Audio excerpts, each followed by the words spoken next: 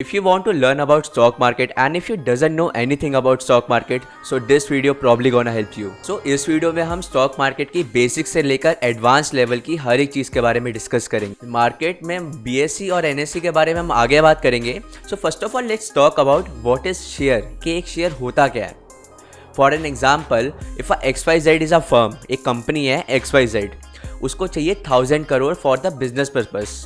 अब ये पर्पस कुछ भी हो सकता है, या तो उसको एक नई प्लांट है मशीनरी खरीदनी है, उसके लिए उसको चाहिए, या तो उसके ऊपर कंपनी के ऊपर डेट बहुत सारा है, मतलब उस पर कर्जा है, उसको कर्जा चुकाना है, तो उसके लिए पैसे चाहिए। ठीक है, तो इस पर दो ऑप्शन होते हैं, या तो वो लोन लेंगे या वो इक्विटी के थ्रू पैसे रेज करेंगे। सो इक्विटी में कंपनी क्या करती है, पब्लिक को कहती है कि आप लोग आओ और हमारी कंपनी में इन्वेस्ट करो, ताकि कल को जब कंपनी की वैल्यूएशन बढ़ेगी और कंपनी जब प्रॉफिट पे जाएगी उसमें आपको भी तो फायदा होगा, बिकॉज उस कंपनी का शेयर होल्डर हूँ मैं। अगर कंपनी कल को प्रॉफिट पे जाती है तो मुझे भी तो प्रॉफिट होगा in the form of dividend, और जो इंडिविजुअल जो शेयर है उसकी भी तो वैल्यू बढ़ेगी।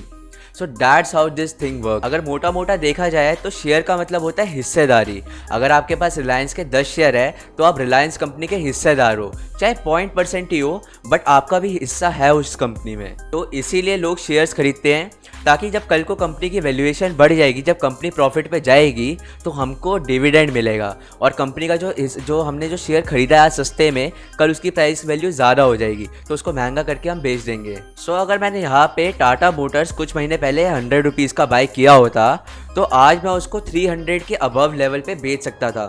अगर मैंने 1000 शेयर्स भी बाय किए होते तो मैं अभी आराम से 20,000 तक का प्रॉफिट बना सकता था टाटा मोटर्स में कुछ ही महीने में। Okay, so let's talk about the participants of the market, के मार्केट में कौन कौन लोग पार्टिसिपेट करते हैं। Okay, so there are 2 participants in the market. The first one is financial institution and the second one is retail investor. Okay, so first of all let's talk about the financial institution. तो financial institution अपने आप में बहुत ज़्यादा wide term है, ठीक है। सो इसके अंदर काफ़ी सारे चीज़ें आती है, like mutual fund, foreign institution, bank, insurance etcetera. There are so many big players in the market. तो अब बात करते हैं रिटेल इन्वेस्टर की। ये रिटेल इन्वेस्टर कौन होता है? रिटेल इन्वेस्टर मतलब आप और मैं हुए, ठीक है। सो हमारे पास काफ़ी छोटा कैपिटल होता है, हम मार्केट में 1, 1.5, 5, 6 लाख से ट्रेड करने आते हैं। सो ये जो बड़े बड़े फाइनेंशियल इंस्टीट्यूशन होते हैं, ये मार्केट में रिटेल इन्वेस्टर को डोमिनेट करते हैं, बिकॉज इनके पास काफ़ी ज़्यादा पैसे होते हैं।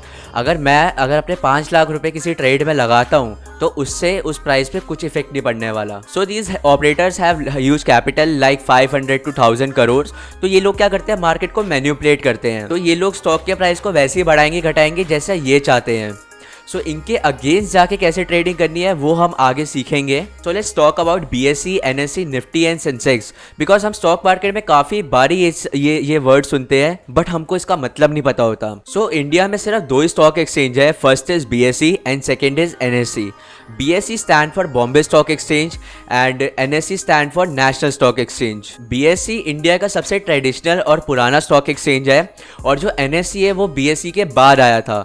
अब द क्वेश्चन इज कि NSE को लाया क्यों गया था। सो जो BSE बॉम्बे स्टॉक एक्सचेंज में जो ट्रेडिंग होती थी वो पेपर फॉर्म में होती थी, मीन्स ट्रेडिशनल वे में होती थी। बट आजकल आप देखोगे तो जितना भी जो स्टॉक मार्केट और ये ट्रेडिंग का कॉन्सेप्ट है सब डिजिटलाइज फॉर्म में हो गया, सारी चीज़ें ऑनलाइन होती है। सो ये जो ट्रेडिंग, डेरिवेटिव और जो स्टॉक मार्केट की जितना भी कॉन्सेप्ट है, इन सबको ऑनलाइन इंट्रोड्यूस करवाने के लिए ही NSE को लाया गया था। So the question is what is Sensex and Nifty. So the Sensex is a benchmark index of BSE and the Nifty is a benchmark index of NSE। In simple language Sensex है वो BSE के index को represent करता है, और जो Nifty है वो NSE के बेंचमार्क को रिप्रेजेंट करता है। सो अब बात करते हैं सेबी की। तो काफ़ी बारी सुना होगा कि सेबी ने ये रूल निकाल लिया, सेबी ने वो रूल निकाल दिया, इससे रिटेल इन्वेस्टर को लॉस होगा, सेबी को ऐसा नहीं करना चाहिए था। So the question is what is SEBI. So जैसे RBI करेंसीज और बैंक के लिए नए रूल्स लाता है और उसको रेगुलेट करता है, तो वैसे ही स्टॉक मार्केट का रेगुलेटर है सेबी यानी कि securities and board exchange of India.